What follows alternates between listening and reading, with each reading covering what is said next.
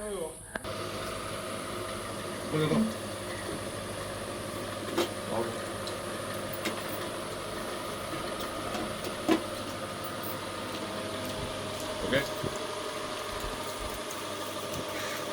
Good afternoon मुंबईकर. आज आमचा दुसरा दिवस आहे बदलापूर फार्म्सला. रोज फार्म खूप चांगला फार्म आहे हो.